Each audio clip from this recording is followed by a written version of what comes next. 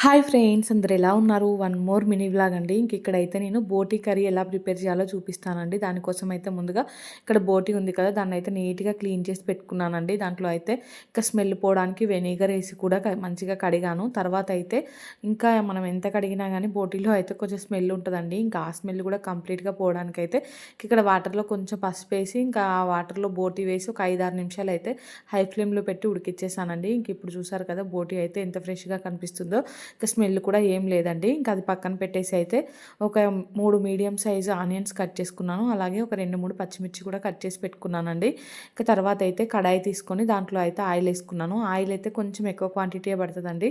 ఇంకా ఆయిల్ వేడవగానే లైట్గా బిర్యానీ స్పైస్ చేశాను. ఇంకా తర్వాత అయితే కట్ చేసి పెట్టుకున్న ఆనియన్ పచ్చిమిర్చి కూడా వేసుకున్నానండి. ఇంకా వీటిని కూడా మంచిగా ఫ్రై చేసుకోవాలి.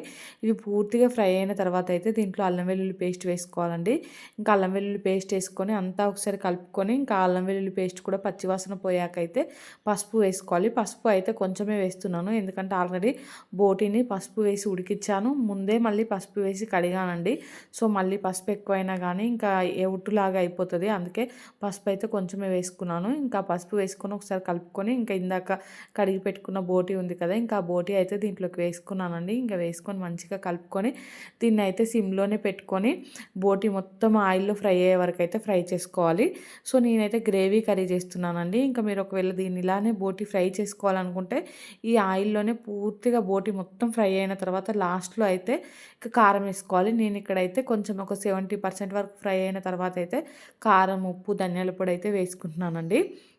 ఇవన్నీ వేసుకొని అంతా ఒకసారి కలుపుకొని అయితే మళ్ళీ ఒక 2-3 మినిట్స్ అయితే ఇంకా సిమ్లో పెట్టుకొని ఉడికించుకోవాలండి. కారం కూడా కొంచెం పచ్చివాసన పోయే వరకు అయితే ఉడికించుకొని ఇంకా తర్వాత అయితే మనకు గ్రేవీకి ఎంత వాటర్ కావాలో అంత వాటర్ అయితే వేసుకుంటున్నానండి. ఇంకా వాటర్ వేసుకొని కూడా ఆ గ్రేవీ మొత్తం దగ్గర పడే వరకు అయితే ఉడికించుకోవాలి. ఇంకా అప్పుడు బోటి మొత్తం ఫుల్గా ఉడికిపోతుందండి. టేస్ట్ అయితే సూపర్గా ఉంటుంది. ఒక్కసారి ట్రై చేయండి. ఇంకా బోటి ఫ్రై కూడా చాలా బాగుంటుంది. కానీ ఇంకా బోటి ఫ్రై చేసామనుకో ఈ బోటి మొత్తం ఒక్కరే తినేస్తారండి. ఇంకా నేను రైస్లో కాబట్టి గ్రేవీ కర్రీ చేశాను. ఇంకా లాస్ట్లో అయితే గ్రేవీ దగ్గర పడ్డాక కొత్తిమీర వేసి దించేసుకోవడమే అండి. వీడియో నచ్చితే లైక్, షేర్ అండ్ సబ్స్క్రైబ్.